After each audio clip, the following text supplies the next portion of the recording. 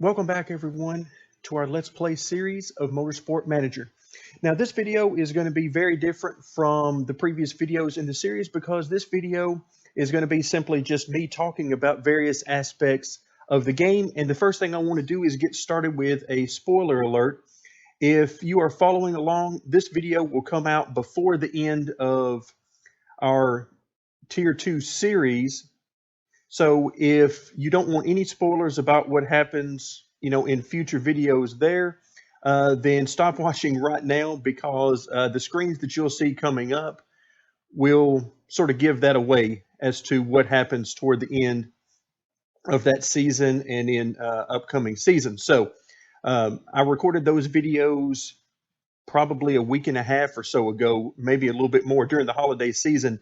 I got an opportunity and recorded several videos and was able to finish off that particular season that you're seeing the videos on now. And so I did that and had those scheduled to come out, about 4 a week for the next few weeks. So again, if you don't want to have anything spoiled for you as to the outcome of that particular season, then stop watching now. All right, so if you're still with me, then that means that you either don't care about the spoilers or haven't been watching the other videos anyway. So, but yeah, I wanted to share a few thoughts because I looked into Steam and I'm now something like 140 hours played of this game since it came out, and I thoroughly love the game. But at this point, meaning at the end of that season of the Tier 2 that you're watching the final few races of now in the Let's Play series, some things started to wear on me and some things, I became bored with certain aspects of the game. And it was really, I was finding it harder to motivate myself to do certain things in the game. And part of that was just sort of the grind of you got the race strategy, then you got the HQ stuff, then you got the dilemmas that pop up during the time, then you got all sorts of stuff that are going on, and some of that stuff just sort of got boring for me. So I thought I would sort of set aside some time here in this particular video and just talk about sort of my thoughts about the game after this many hours in the game. I'll start off by telling you that the way I play this game, the way I approach this game is so very different than the way I did at the very beginning because of my understanding of various game mechanics are very different now than they were at the very beginning. The way I approach races now, different than I did at the beginning. It's not always exactly noticeable. A lot of the stuff that I do differently is off camera, so you don't really see that stuff in the final recordings, mostly for timing purposes to keep the videos a little bit shorter. But some of that stuff I want to talk about in this particular video. So let's go ahead and get in there. I tried to start off on the main screen as to not really give anything away for anybody that was clicking on it on the video itself, but let's go ahead and load up where I'm at in the game. And I will tell you while it's loading that I am multiple seasons beyond where the Let's Play videos are currently that have been released on the channel.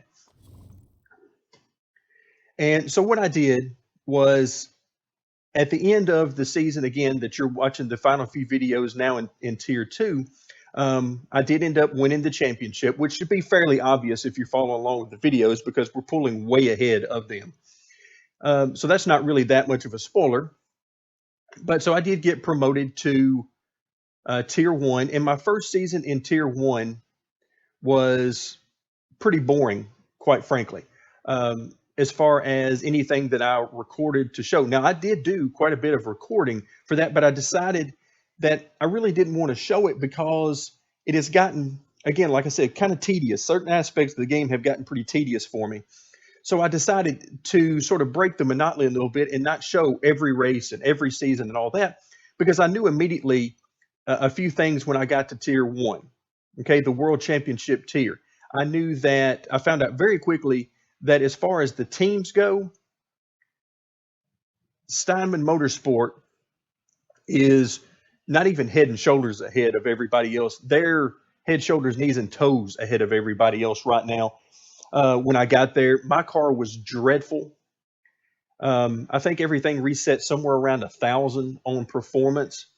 and I think, dead last in everything and not even close to average on anything. So what I decided to do after I ran the first season, I gave it everything I had, same drivers, same staff, same everything. But after the first season, I was in a situation where every race, finishing 10th, 11th, or 12th was basically a win for me because it took everything in my strategy going perfectly. No flat spotted tires, no wrecks, no, bad pit stops, no any of that stuff.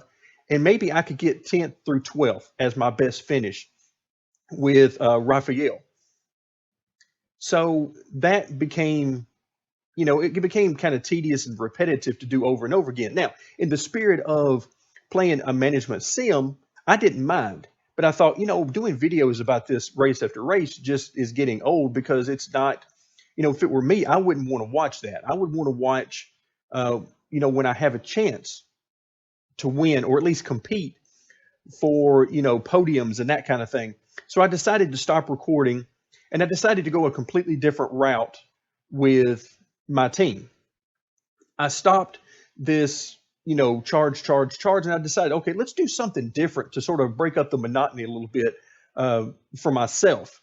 So I decided that, it became apparent that the two drivers I had, Sergio and Raphael, I was not going to be able to win the title with those guys.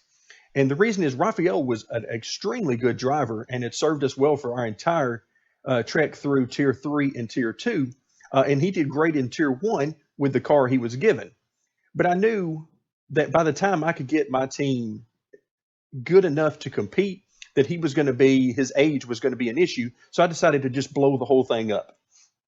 And I decided to get rid of both drivers, which kind of made it easy. I was trying to decide if I wanted to keep Sergio. And Sergio, at the end of the first season, didn't want to re-sign with me. So I thought, well, that just made my decision a little bit easier.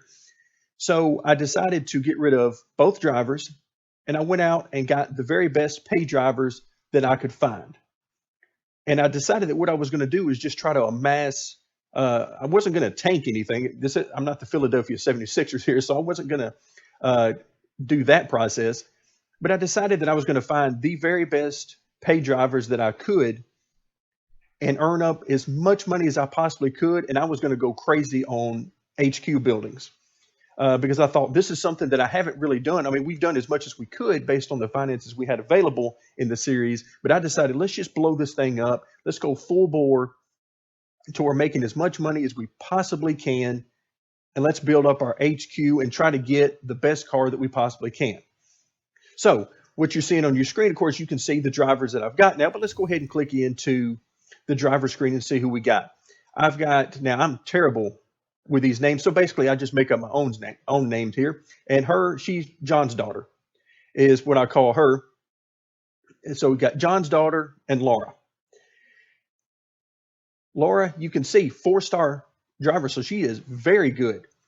And then John's daughter, she was a little bit less than this, so about a 3, maybe 3.25 or so. She's now about 3.5 and has done a great job. You can see both of them are pretty young. Now, John's daughter here has entered the phase where she's no longer really increasing as a driver, but Laura still very much is.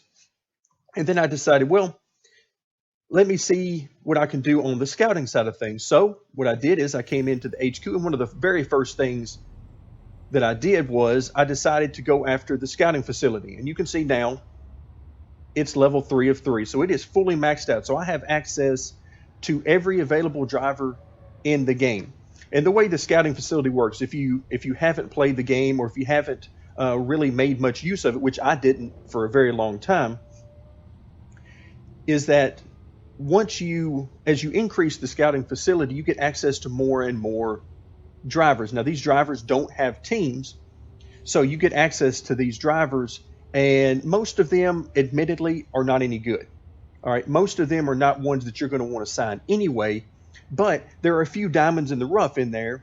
If you're looking for somebody with a ton of potential for the future, like a 18 to 20-year-old driver that you really want to focus on the future with, sign them as a reserve driver and just let their skills increase.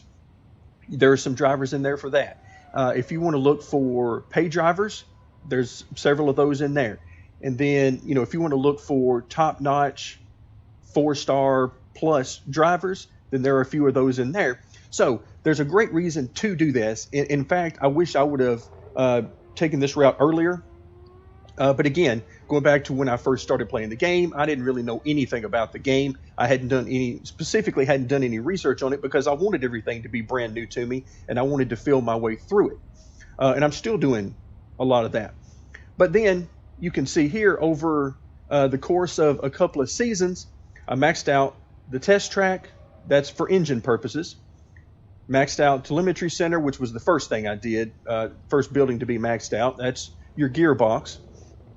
And then I decided to start building some more things. So I got busy on the design center, upgraded the factory. Brake facility is now max level. And then I've started building, handling, which is the suspension components, upgraded the forecasting center a little bit, although I may have already done that by the point we're at in the Let's Play series. I can't remember. Building the simulator, which is for the rear wing components. I've almost got that. I believe this will update it to its maximum as well. So I've just been busy just pumping everything I could into HQ buildings and car development. And with that in mind, let's take a look at where the car is now. Now remember, I told you at the beginning of the video that I started Tier 1 with the absolute worst car you can imagine.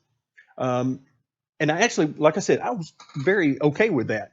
I enjoy the fact because what we've noticed in the previous jump from Tier 3 to Tier 2 is that there was a jump, but it didn't take long to really catch up to the Tier 2 standards and at least get toward this midline here. Well, in Tier 1, it was a very different story for me. I had to really work hard to try to make up the huge gap that Steinman and a couple of other teams had over the field, which made it impossible to do very much better than, like 10th or so.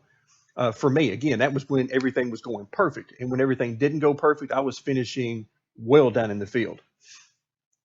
So, that's fine for me as far as management sim purposes go, but making videos, not so great.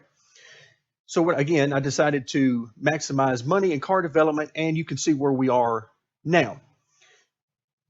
We are currently second in engine development, and you can see we're very, very close to Steinman here. In acceleration, we're second, but we're a good ways off there. Here, we're also second in brakes, and a little bit of a gap there. Now, these two, the front wing and the suspension components, I basically left alone for the first couple of seasons. I didn't even hardly touch them because there really wasn't much to be gained there. And I chose to, after I maxed out the first three, I chose to really focus on the rear wing. And that was a decision based off of looking at the tracks that were there and what the tracks focused on, what were the crucial parts and that kind of thing. So after I got these three done, then I came into the rear wing, and now I'm working very hard on it. You can see we're above average, we're fifth, so basically mid portion of the grid there. And now I'm busy working on the HQ buildings for these final two components. So what I really wanted to do was, give myself something else to sort of refresh the game after spending well over 100 hours in the game. It needed a little bit of a breath of fresh air for me. So I decided that's what I was going to do. And it's been fun because I'm not sure how I'm going to feel about, continuing to play the game after I win the Tier 1 championship, whenever that is. So let's come back to the driver tab. Now, let's take a look at Laura here. Now, she is a pay driver, and right now I'm making $865,000 per race. Now, I'm paying her $478 of that, so you can see I'm making money every race for her. John's daughter, $946, so a little bit more, and I'm paying her $523.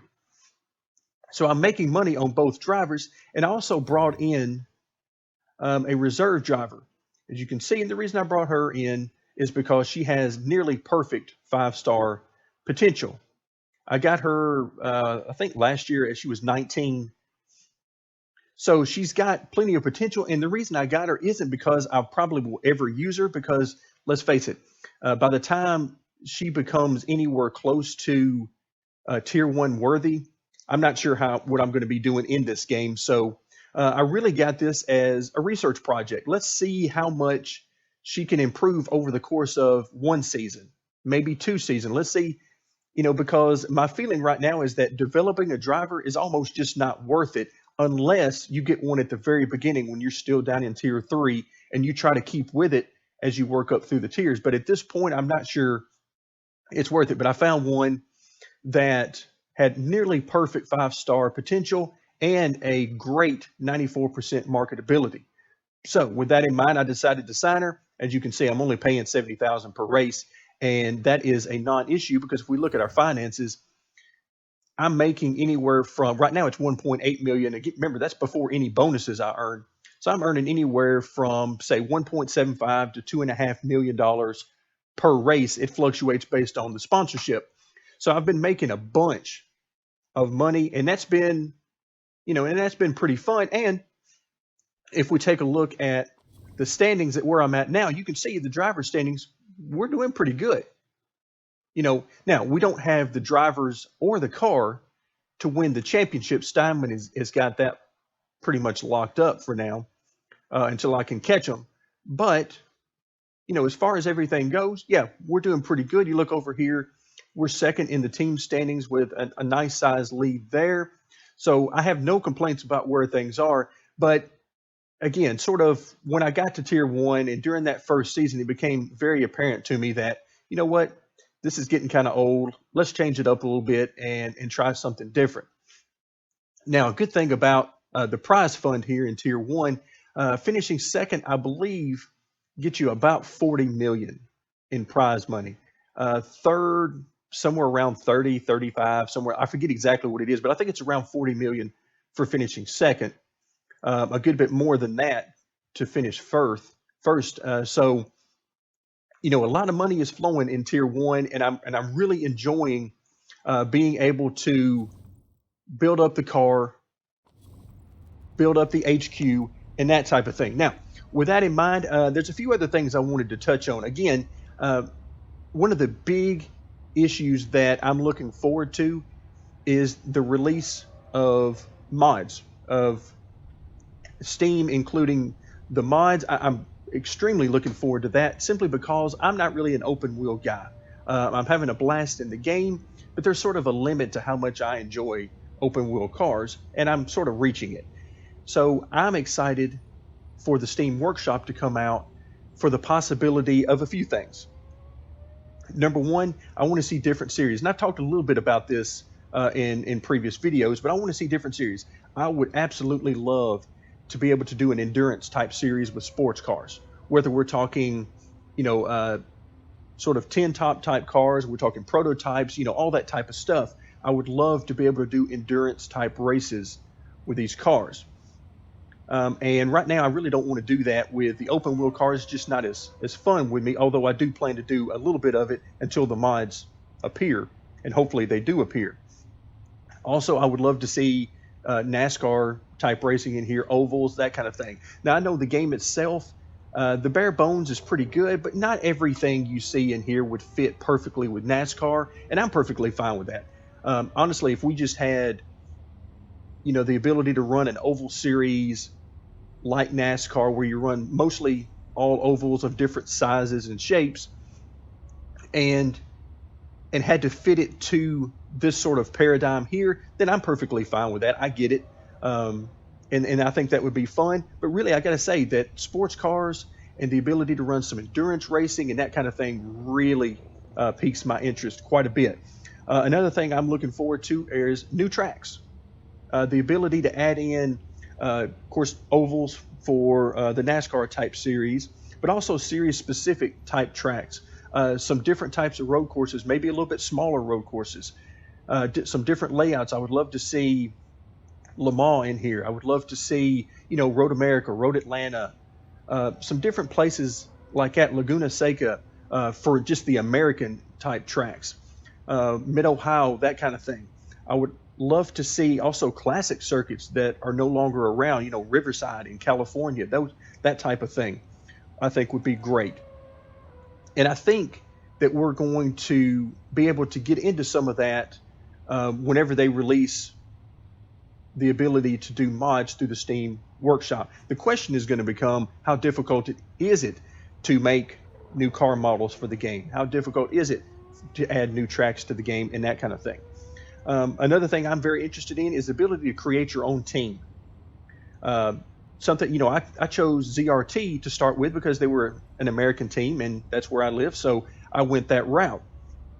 But I would love to be able to sort of set up your own team and stipulate the things that they're good at, the things they're not good at, and have some sort of a point system where you can set things up in a series the way you want. I mean, for a NASCAR series, you could do that where you set up, who the top tier teams are, who the bottom tier teams are, and sort of set that type of thing up, and then play the game out however you want.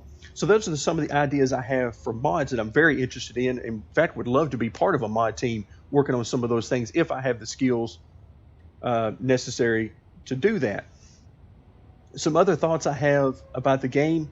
In the race strategy, during a race, you've probably picked up by now that I try to keep my race strategy fairly minimum because I get distracted easy during the game. What I try to do during a race is I enjoy watching the race. I enjoy watching the drivers fight for positions. I enjoy them watching them in their lap times as they try to catch the guys in front of them and that kind of thing. Well, the bad part about that is sometimes I miss optimum times to pit. Sometimes the caution comes out and I'm so caught up in what's going on that I forget to pit when I should pit or stay out when I should stay out. And I forget to watch the tire wear or how much fuel we have left and all that kind of thing. So I would love if they would have certain events during a race that would automatically pause the race, such as if a caution flag comes out, whether it's a safety car or a virtual safety car, have the game automatically pause when that happens. The second that the safety car is triggered, pause the game automatically. Because again, sometimes I miss it. I'm watching other parts of the screen and I simply miss the notification for a few seconds, maybe several seconds, while I'm focusing on other things. So that would be nice. I mean, there are any number of things like the game automatically pauses. If I could set it up to automatically pause when fuel for one of my driver gets below X amount of fuel left, or tire wear gets below X amount, or something like that. Those are probably capabilities for mods. We already know that there are things that pause the game, so why not have that list expanded? Also, in car development, in a way, I enjoy the fact that whenever you start developing parts for your car, you go into the car development screen and you get sort of random stuff, random components. Sometimes you'll get a good draw where you have three options for average, good, great, epic, and all these different types of parts. So you have the ability to develop a great car, and then other times it seems like everything you have available to you has a risk level on it, which makes it very difficult to use those parts. Well, I've actually run into that a couple of times in the few seasons I've run in Tier 1, where I would have like the rear wing, I remember specifically, where two of the three options on the first two tiers, which I think are average and good components, two of the three options on each of those tiers had risk levels on them, so they were useless to me. Because one thing I've noticed in Tier 1 is that it is very seldom that a driver or a team gets caught with a risky component. It won every other race generally is how it seems to go. It is very rare that it happens, and I've never seen it, I don't think, happen to one of the top teams like Steinman and so forth. So, I mean, and I think I know kind of why that happens, but I would really appreciate it if it didn't quite happen so random. If maybe we had some options for that. How aggressive do you want to be? Tell your developer, hey, or maybe have that as a developer trait, so that you have some developers, some whenever you're scouting in here and you look under designers, you say, oh, okay, this designer they have a trait that says, or maybe one of theirs, instead of just having numbers for engine, brakes, gearbox, and so on, maybe have another number in here for how aggressive they are and how likely they are to push the limits and the risk levels. Something like that, because the risk levels aren't something I really want to mess with. So it would be nice to have some options there instead of it just being completely random. And some years you have a great loadout to choose from to improve your car, and some years it's just horrible. So again, just one of my sort of my pet peeves about that. Also, the reliabilities at the beginning of the year. I know I've mentioned this in previous videos, but I don't like that at all. That doesn't seem realistic to me at all. I know you're making new parts, but let's be real about this. You start the season performance-wise the way with the top two parts that you ended last season with, which means that you haven't increased performance any. So why should the new parts be any less reliable than the previous ones were? That doesn't make any sense to me. It's not a brand new car. I mean, yes, you made some new parts, but they're no better performance wise, and they're a lot worse reliability wise than last year. It doesn't make much sense to me for that. So I don't like that part of the game at all. I know there's a workaround in the game, where you can come to the home screen and you can look, here and actually start working ahead of time. And I've started doing that just because it gets on my nerves so badly for parts to be in such horrible shape for the first few races of the year. I can't stand it. Um, so with that in mind, I would love if they could get rid of that overall and just have you start reliability much higher up. Um, I know that changes the game and it changes some of what you do to improve your parts and so on. I get that, but to me, I just don't care for it. And so hopefully there'll be some sort of mod or something like that that will help that out. A few other ideas I've got as far as drivers. When we're in here, you're doing your scouting. I would love the ability to tell my scouts that, hey, I want you to look for these particular skills. Maybe I want you to find me pay drivers. Maybe I want you to focus on finding me somebody who is very smooth, so they're very easy on the tires. Maybe I want you to find me an overtaking specialist. Maybe, whatever the case may be, why not give us the ability to tell our scouts that, here, this is what I want you to find, rather than me having to scroll through what is now becoming a lengthy list. You can see I have, that's just designers. We go into drivers, that's much longer. I mean, you can see all the ones in here and then some at the very bottom that I've not even bothered to get into, because as I looked at them, I could tell they weren't anybody I was going to want to sign. So I just didn't do it. But rather than me having to go through this entire list, why not be able to tell your designer, hey, I want you to find me a pay driver. I want you to find me somebody who's good at overtaking or smooth or whatever, and have them find those drivers, and then I can choose from those which ones I want them to focus on. It would just add another element to the game, because right now I feel like in the management style game, what we are was we're sort of managing but not leading our team. What I'm interested in is leading a team, not managing a team. And the distinction I make is the type of manager that we are in this game is we're a micromanager. Okay. For example, if I come into a staff screen, then you can see I have a mechanic for each car. I also have a lead designer, but yet they don't really do anything. Okay. I have to determine the way we're going to run the race, how many pit stops, which tires we're going to use, how much fuel we're going to use, all that stuff. Isn't that why I hire a lead mechanic? Now, obviously, they're not the only person working on the car, because they can't do everything during a pit stop. So if this is my lead mechanic for this particular car, then why aren't they making some decisions? Why can't they do some of this stuff on their own? Let me lead them in the direction I want them to go, that I think will best improve our car, whether we're talking designing or during a race and during practice. Let me sort of set the direction they go, but then let them take care of the details, so that I can sort of step back a little bit during the race and not have to worry about every single pit stop. Let me tell them, okay, I want to do with this car, in fact, I would love it if they would actually have recommendations, that if Susan Matthews here would come to me before the race and say, okay, based on what we learned during practice, I think our best bet based on our speed and our setup and the tires available, I think it would be best for us to do a two-stop strategy and use X amount of fuel and these tires and that kind of thing, and let me decide, okay, either I like that or I want to change it or whatever, and the same thing with the other car. That would be great. Because like I said, I don't like the micromanaging thing. I like to be able to sort of set some ground rules in the direction and let these guys take care of it. So, and the same thing goes with drivers to an extent, and then you got other facets of the team.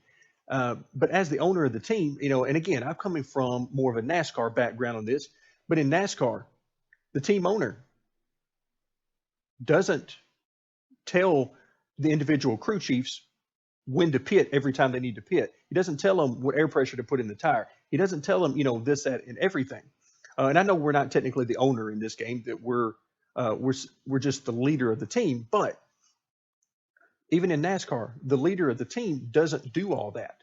I look at these as my crew chiefs, and they should be fully capable of making these types of decisions. So again, I'm not saying none of this I'm saying is this is the best way to do it, or this is right and wrong and all that kind of stuff. It's simply my feelings about the game. So I now understand that there are going to be a lot of people who don't agree with them. That's the idea of playing a game with a bunch of different options. You can play it however you want. That's one thing I love about these types of games. And one of the things that excites me about the ability for many more mods in the future is that we can really open this thing up so that you can play it in even more ways than you can now. So again, those are some of my ideas and thoughts about the game. Now, I'm going to be making more videos. I'm not going to stop making videos in the game, but I wanted to take a few seasons and just go a different direction, try to build up the HQ. Because like I said, this is more exciting to me because it's not something I've really done as much of. I've done a little bit here and there, but now, I love being able to see that max level has been reached on several of these now, and a few more will be max here before too long. That's excited me. It's been fun for me, although it's not necessarily that worthy of making videos on, because there's not really anything going on other than time passing as I'm earning money and then starting more construction. So I'll be making more videos. The next videos that I make in our Let's Play series will be with most likely at least one of these drivers no longer being with the team, because I'm going to try to get a much better driver, as close to 5 stars as I can get, and really push to win the series. I want to win the Tier 1 championship in the next videos that I make. And I think we're getting closer. Again, Steinman had a humongous lead, and I've now started to eat into that a good bit. But as you can see, I've still got a long way to go. So hope you've enjoyed the video. Hopefully, this sparks some discussion, maybe some thoughts that you have. Feel free to share those in the comment section about some ideas for mods that you'd like to see in the game. Maybe some changes you'd like to see. Maybe some different ideas that I haven't even thought of. Again, that's the beauty of a game like this, is that the more you can open it up, the more options you have, the better it is for everybody, so that you can play the game however you want to play the game. And you're not forced to play the game in a linear fashion the way the developer wants you to. So share those in the comment section, any ideas you have below, and stay tuned for more Motorsport Manager.